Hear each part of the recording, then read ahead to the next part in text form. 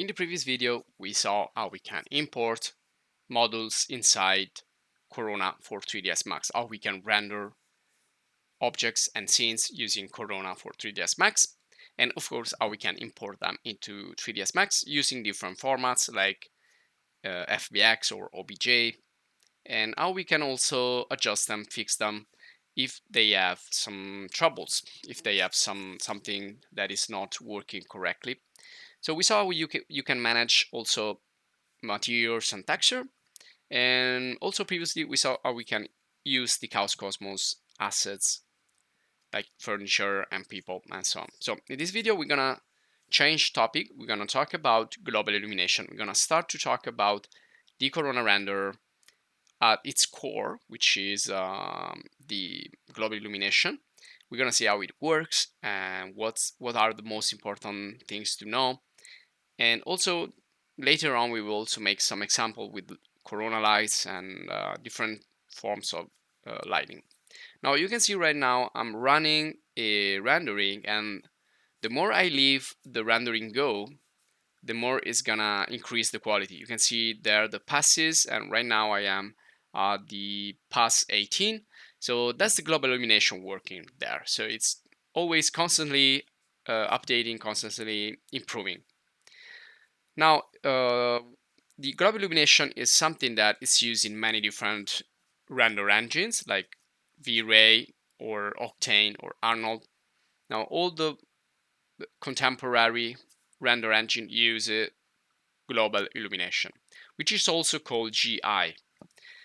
And what global illumination does, it's try to reproduce what happens in reality, try to represent in a realistic way something that can be an interior or an exterior, and how the light actually behaves in reality.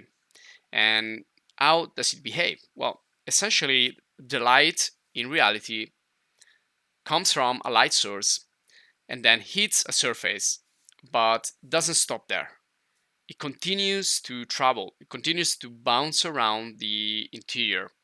So if we can move on here and type direct and indirect lighting, well, this is actually what happens in reality, but also in 3D. So the sources emits these photons or these rays that are gonna be in the first time they're gonna be direct, so they're gonna be coming from the source to the surface that is gonna be hidden, and then we have an indirect lighting. So objects that are not directly illuminated by the source of light, but they are illuminated by the scene, because the light starts to scatter around, starts to propagate in the interior space or the exterior also. But this is something that is more that concerns interiors more than exteriors. When we are in exterior, we work more with the direct and less with the indirect, but there is also there some indirect lighting.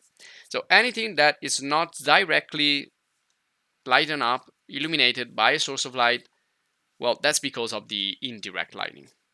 Now, when we didn't have global illumination, when we didn't have this really advanced technology in 3D, we only illuminated with direct lighting, which was really non-realistic. It was really fake. So we needed to add more lights to simulate the colors bouncing around, and so one light wasn't enough.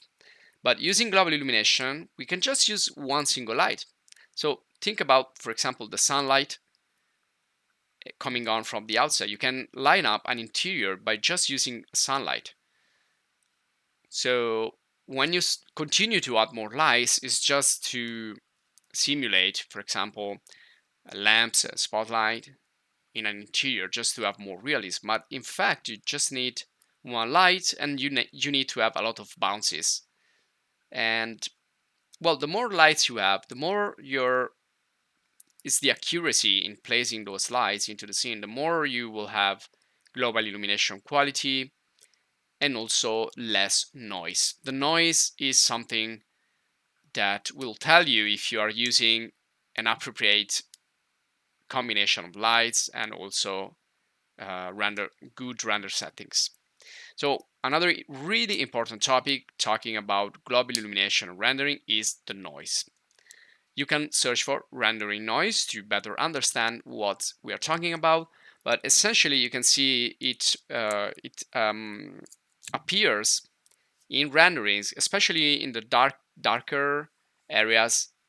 So when the lights don't really know how to render that part of the scene because there isn't enough light, so it's like the render engine is trying to guess what's happening there, so it's gonna have a poor calculation there.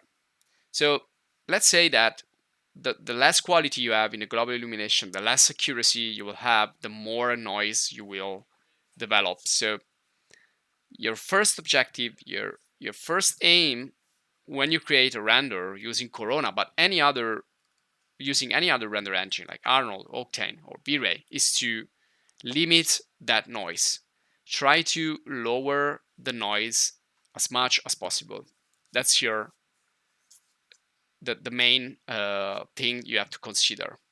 And you also have some new tools, new technology like the denoiser. The denoiser tool is a post-production tool that is really specific for this, to address this issue, to get rid of that of all those dots that will be generated by a insufficient lighting or global illumination. So we're gonna see all of this in details. We're gonna start to talk about lighting, and we're gonna start to use natural lights like the sun and the skylight. We're gonna talk about artificial lights, and then also we will introduce little by little, video after video, lesson after lesson. We're gonna introduce more tools and more parameters and more techniques that will help you to improve your rendering, to improve your uh, capacity to develop realistic renderings. So you can see there you have many examples. You can just begin to study all these different terms and topics directly on Google. Just type the words that you don't understand and you will find it. If you want, you can also write questions in the comments below. You can also write your suggestions if you want to help other visitors of the channel.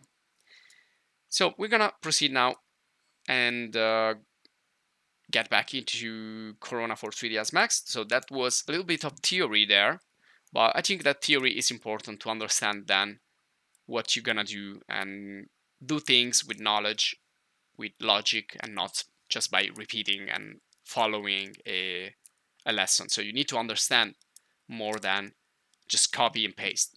So here we are. You can see we have now 60 passes. We have 69 passes. We have a lot of passes, and you can see the noise. It's practically invisible right now. We don't see any dots around.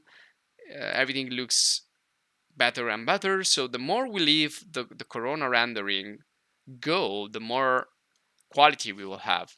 And this could be like an infinite process, or you can define a time limit or a limit. You can limit the passes that you want to use. So you do have some management parameters and features that we're gonna see later. Now, if you want to save your render, you can just click here in the frame buffer in the save button there. So you can save. We can create a new folder, call it renderings, and we can save here all the renders that we will create. So I'm gonna call this like test one, and you can save it in many formats. So you can save it in JPEG if you want. You can save also an animation, a video animation, or you can also save it in PNG if you want the transparent background or alpha channel. We're gonna also talk about this later. So I'm just gonna do the simplest thing, which is save it in JPEG. And also here you can find a compromise between the quality and the size of the